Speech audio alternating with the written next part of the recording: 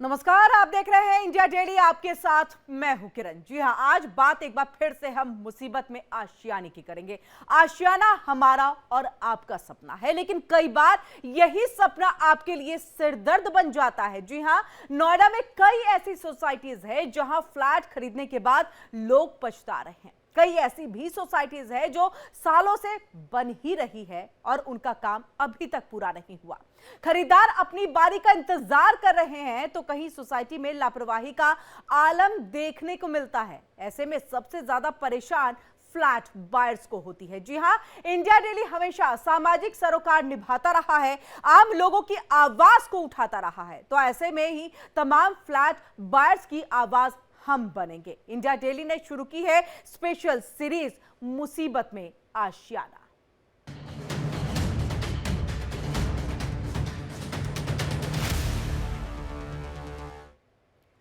मुनाफा कमाने के लिए बिल्डर्स कैसे लोगों के सपनों को चकनाचूर कर देते हैं। नोएडा की सुपरटेक इको विलेज 3 में बिल्डर्स ने ऐसे ही सैकड़ों लोगों के सपने को दिखा करके उन्हें तोड़ दिया है, जिसके बाद फ्लैट बायर्स परेशानी से जूझ रहे हैं।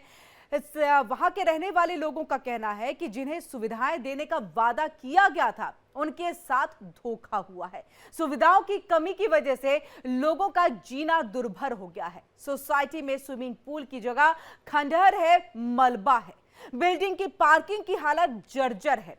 आलम तो यह है कि कई बिल्डिंगों में लिफ्ट तक नहीं है। जहां लिफ्ट है तो वो चलती भी नहीं है। और यही नहीं, लोगों ने बिल्डरों पर सोसाइटी निर्माण में घटिया मटेरियल के बनाने का भी गंभीर आरोप लगाया है।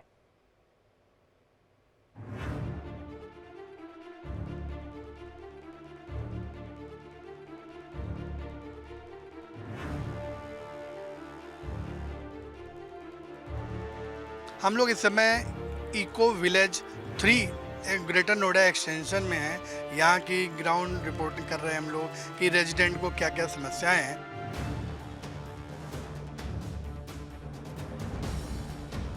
जब हमने यहाँ पर रहवासियों से बातचीत की तो उन्हें बताया उन्होंने कि उन्हें किस तरह की परेशानियों का सामना आए दिन करना पड़ रहा है, क्या कुछ तकलीफें हैं जिनसे हर वो दिन वो दो चार हो रहे हैं।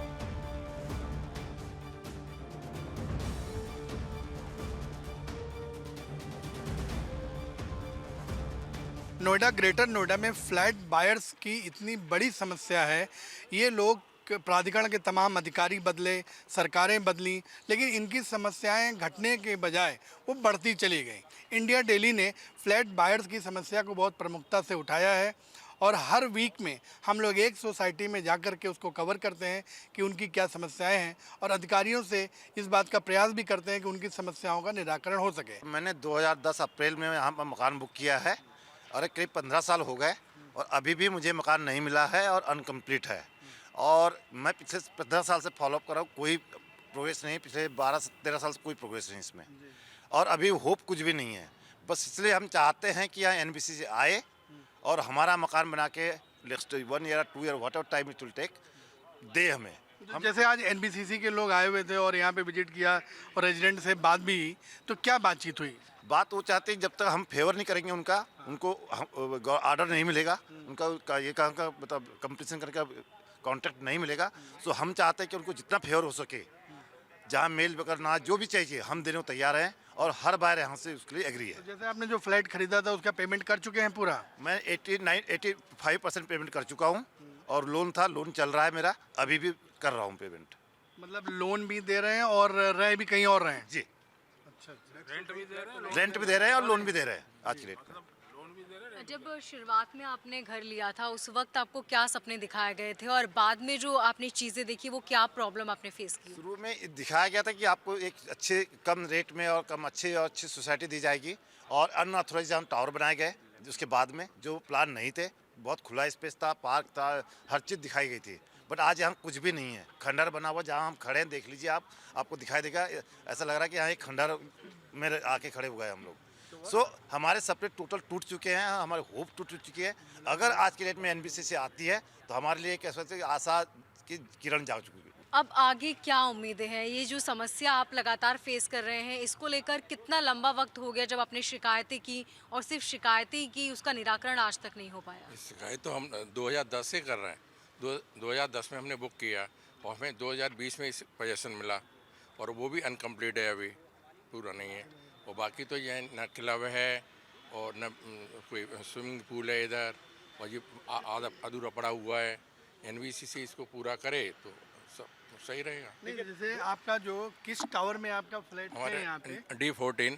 तो आप लोगों ने कभी सुपरटेक बिल्डर से कभी घेराव नहीं किया है, उनकी बातचीत करने की कोशिश जरा नहीं? उनकी मीटिंग होती है तो वो अंदर आने ही नहीं देते लोगों को, आम लोगों को, कि आप बाहर रहिए, हम बात कर लेते हैं, और फिर वो चुपचाप चले जाते हैं, अंदर घुसने ही नहीं देते ना।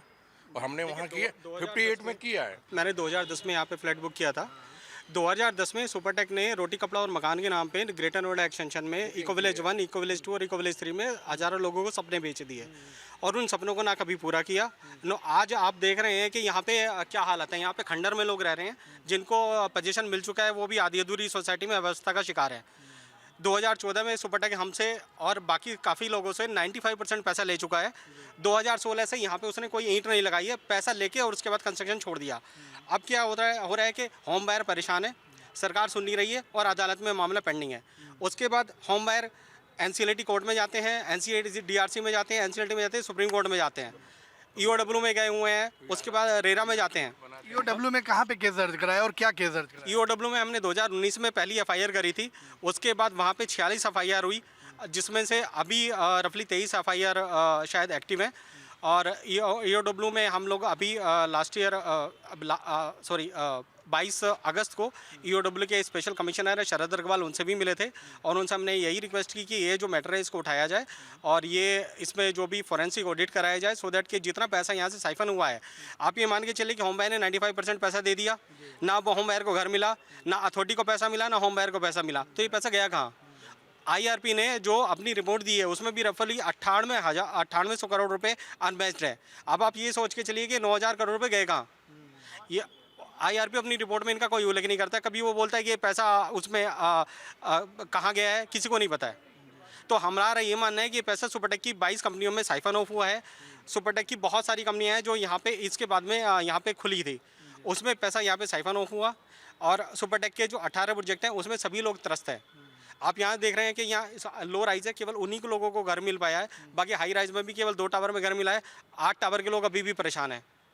तो क्या लगता है कि जैसे आज NBCC की टीम आई हुई थी, तो कुछ उम्मीद लग रही है आप लोगों को कि उससे कुछ फ़ायदा होगा? अभी तो NBCC पिक्चर में नहीं है, वो तो अभी सर्वे कर रही है, बट हम लोग होम बायर चाह रहा है कि NBCC को ये प्रोजेक्ट मिले जिससे कि हम लोगों को जल्दी से जल्दी हमारा फ्लैट मिल सके। लेकिन जो आज टीम आई थी और आप लोगों से बातचीत किया, तो उससे क्या कुछ उम्मीद जग रही है कि उनके आने से आपको लाभ हो सकता है, फ्लैट मिल सकता है? बिल्कुल, NBCC को अगर मिलता है तभी हमें होप है कि हमारा फ्लैट हमें मिल सकता है। अगर आप ये मान के चलिए कि NBCC ने पिछले 5 साल में 22,000 फ्लैट बना के दिए हैं आम्रपाली के, जो उन्होंने कोर्ट को हैंड ओवर किए हैं, और अगले 10,000 फ्लैट वो अगले 10 से 12 महीने में बना देंगे। सुपरटेक यहाँ पे सुपरटेक की जो IRP की रिपोर्ट है उसके हिसाब से 15,000 फ्लैट पेंडिंग है। टोटल 26,000 फ्लैट जो उन्होंने पिछले 15 साल में 26,500 फ्लैट बेचे, जिसमें केवल 10,000 फ्लैट ही बना पाए और 15,500 फ्लैट अभी तक पेंडिंग में पड़े हैं। और वो पैसा सुपरटेक ये बोलता है कि हमारे पास फंड नहीं है। अगर सुपरटेक के पास फंड नहीं है तो पैसा गया कहाँ? देखा आपने कि जो यहाँ के रेजिडेंट हैं उनका कहना है कि हमने जब पूरा पेमेंट किया तो पेमेंट जो है प्राधिकरण को गया नहीं। बिल्डर ने किया क्या उस पेमेंट का, क्योंकि उसने प्रोजेक्ट को पूरे बनाया भी नहीं। देखिए आप यहाँ पे सब आधा अधूरा पड़ा हुआ है। 2011 से मैं यहाँ पे हूँ। मैं उस वक्त 50s में था, आज मैं 70 का हूँ। तो यही है हाल कि इतने देर से अब एक आशा की किरण है, अगर NBCC ले जाएगा एक आशा की किरण है, और otherwise we don't have any hope. लेकिन आपके जो मतलब उम्र बढ़ रही है, लेकिन उम्मीद जो फ्लैट की उम्मीद तो अभी भी नहीं है। जब तक अगर NBCC ले ले एक आशा की किरण होगी, बाकी तो उम्मीद तो नहीं है। ये तो हमने छोड़ आपको लग रहा है कि अगर सुपरटेक के पास ये प्रोजेक्ट रहता है, कोई उम्मीद नहीं है। जीरो अगर 15 साल और भी दे दें और 15 साल देर को उनको नहीं, वो नहीं मिलने वाला।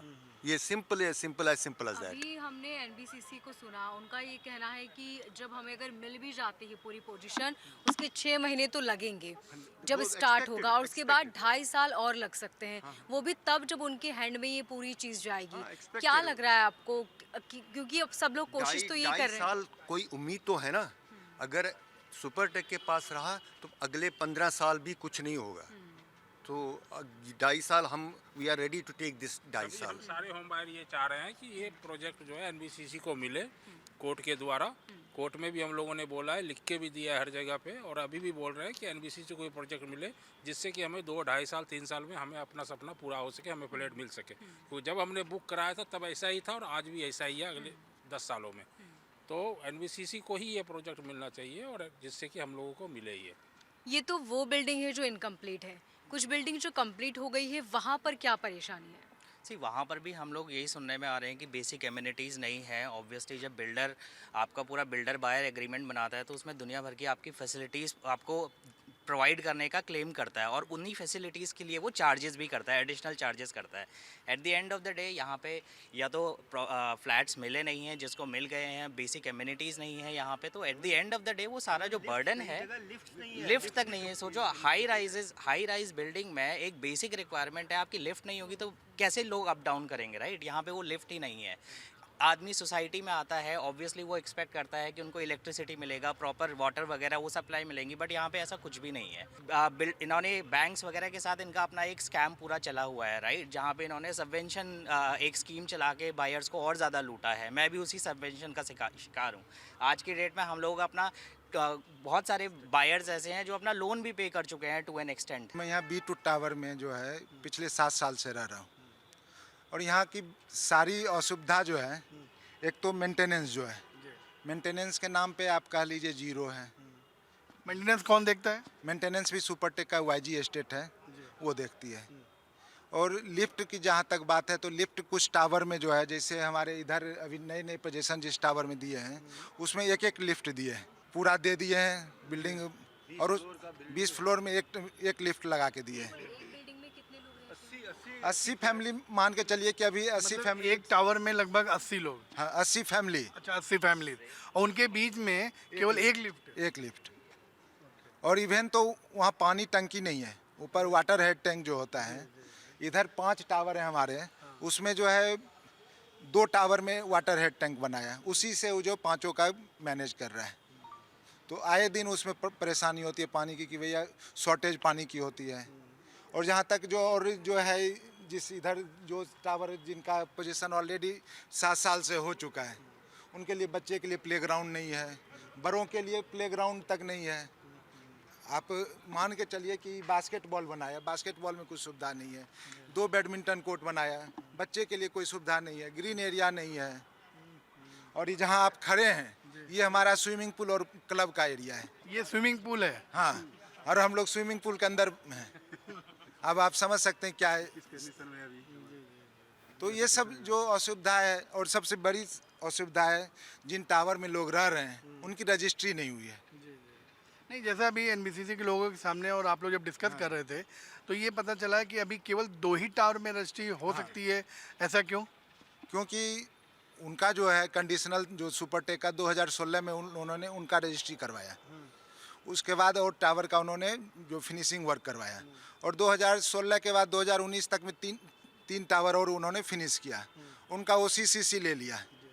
लेकिन रजिस्ट्री का जो लैंड कॉस्ट जो है वो लैंड कॉस्ट अथॉरिटी को दे नहीं पाया सुपरटेक, तो उनका रजिस्ट्री सुपरटेक नहीं किया, अथॉरिटी नहीं, NOC नहीं दिया। कुल कितने टावर हैं मतलब इस पूरे कैंपस के अंदर? 18 टावर है। तो 18 में केवल 2 की रजिस्ट्री है? 2 की रजिस्ट्री है, 3 की OCCC आई हुई है, और आप 6 और टावर जो हैं ऑलरेडी जिसमें लोग रह रहे हैं पोजीशन दे चुका है, उनकी OCCC भी नहीं आई हुई है।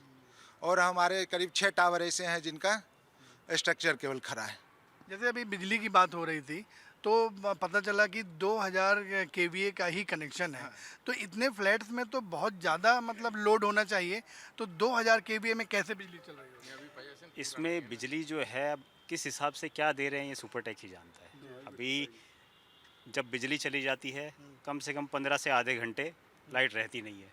मतलब बैकअप की कोई व्यवस्था? की कोई व्यवस्था नहीं है, चली जाती है। कभी कभी तो ऐसा होता है कि लोग फ़ोन कर करके मेंटेनेंस को परेशान होते हैं, उठाते ही नहीं है, बिज़ी करके रखते हैं। मैं ऐसे ही एक टावर में रहता हूँ D सीरीज़ के में, सिर्फ एक ही लिफ्ट चलती है, वो भी आए दिन ख़राब पड़ी रहती है। क्यों? क्योंकि कंस्ट्रक्शन का मटेरियल ऊपर नीचे उसी में होगा, जो निवासी हैं वो भी उसी में जाएंगे, तो वो ख़राब होनी ही है। वो एक ही लिफ्ट पर अगर इतना लोड पड़ेगा तो कैसे झेल पाएगी? तो क्या आप लोग मेंटेनेंस कंपनी को मेंटेनेंस देते हैं? तो किस हिसाब से दे रहे हो, कितने रुपए देते होंगे? मेंटेनेंस जो है जो जो 3 बेडरूम का जो एक रहता है उसका लगभग 3,500 रुपये के आसपास मेंटेनेंस जाता है। और उसमें भी जो है पूरी सुविधा है ही नहीं उसमें, फिर भी लेकिन मेंटेनेंस का चार्ज पूरा लिया जा रहा है हमसे। लिफ्ट एक है, पार्किंग की सुविधा है नहीं, ऊपर जो है वाटर टैंक है नहीं, उसके बाद भी जो है हमें सुविधा के नाम पे जो है ज़ीरो मिला है और पैसा हम पूरा दे रहे हैं। मतलब 3 BHK के हिसाब से लगभग 3,500 और 2 BHK 2 BHK लगभग 2400-2200 के आसपास। इतना मेंटेनेंस देने के बाद भी कोई सुविधा नहीं मिल रही है। कोई सुविधा नहीं। तो इसके लिए मतलब वही आप लोग जो केस लड़ रहे हैं, अब अगली डेट कब है? 21 को है। 21। लेकिन अभी जैसे कि उसके अधिकारी कह रहे थे NBCC के कि कुछ हायर अथॉरिटीज़ सुपरटेक को ही फेवर कर रही हैं, वो चाहती हैं कि सुपरटेक को ये मिल जाए प्रोजेक्ट। तो ऐसा तो एज ए बायर तो चाहते हैं कि NBCC को मिले। नहीं, उनका इशारा किस तरफ था? अब कुछ लोग हो सकते हैं सुपरटेक अंदर से कुछ लोगों को इस तरह से डिपुट किया हो। बनाया है गवर्नमेंट ने, जो IRP बनाया है कि कैसे फ्लैट मिलेगा लोगों को, IRP की फेवर कर रही है सुपरटेक को। क्यों? जबकि जो भी बजा रहा हो सुपरटेक के साथ, जो भी उनका रिलेशन है, जो भी है, बट जो IRP का मतलब है कि वो होम बायर को सपोर्ट करे। होम बायर लेकिन को वो कैसे फ्लैट उल्टा मिले, वो देखे। बिल्डर्स को सपोर्ट कर बिल्डर को सपोर्ट कर रहा है होम IRP जो है। अच्छा। जबकि IRP को चाहिए कि वो होम बायर्स को सपोर्ट करे। और हम होम बायर्स चाह रहे हैं कि ये प्रोजेक्ट NBCC को मिले, क्योंकि वो एक गवर्नमेंट बॉडी है। उनका बहुत अच्छा ही आम्रपाली का एग्जांपल है कि उन्होंने 22,000 फ्लैट बना के दिया भी है लोगों को, तो बहुत जल्दी करके दिया है। तो होप है कि NBCC को मिलेगा तो जल्दी मिल जाएगा। और सुपरटेक को ही छोड़ दे बनाने के लिए तो अगले 15 साल और कुछ नहीं होना, जैसा है वैसा ही रहेगा ये। मतलब कुल मिलाकर अगर हम ये कहें कि आपने आशियाना लिया है और साथ में मुसीबत ले ली तो ये गलत नहीं होगा। मुसीबत तो इतनी बड़ी है कि आप देखिए, घर का रेंट दे रहे हैं, इनको 95% पेमेंट कर दिया, घर का रेंट दे रहे हैं, बैंक को लोन जा रहा है। इन्होंने एक सपना दिखाया था हम लोगों को कि आप 90% पेमेंट दे दीजिए, 10% पेमेंट जब आपका पोजीशन मिलेगा तब देना है। वो तो हमने करा दिया बैंक से लेके, और बैंक अभी हमसे अपना इंटरेस्ट ले रही है। तो हम लोग बैंक को भी इंटरेस्ट दे रहे हैं, घर का रेंट भी दे रहे हैं जहाँ रह रहे हैं, और ऊपर से कोर्ट में केस भी लड़ रहे हैं जाके। बैंक को अगर इंस्टॉलमेंट नहीं जा रहा तो बैंक घर पे लेटर भेजना। अभी हम लोगों का केस भी चल रहा है, क्योंकि हम लोगों ने काफ़ी साल तक तो देते रहे उनको इंटरेस्ट, अभी बंद कर दिया तो कोरोना के बाद से। तो अभी हमारा गुड़गांव के कोर्ट में केस भी चल रहा है उसके ऊपर कि बैंक हमारे ऊपर केस भी किया। जो मकान कंप्लीट हो चुके हैं उनकी क्वालिटी कैसी है? क्वालिटी तो ये बताएंगे, ये लोग रह रहे हैं, हमें तो मिला ही नहीं है अभी तक। क्वालिटी इतनी बढ़िया है कि अगर आप देखना चाहेंगे तो आप खुद चल कर देख सकते हैं। कभी कहीं से प्लास्टर झड़ रहा है, कहीं पे लीकेज हो रहा है, कहीं पे जो है आप ये मान के चलिए बिजली के तार नंगे पड़े हुए हैं। जो बॉक्स बंद होने चाहिए बॉक्स खुले पड़े रहते हैं। आए दिन स्पार्किंग के कारण कुछ ना किसी का या तो AC फूक रहा है या किसी का TV जल जा रहा है।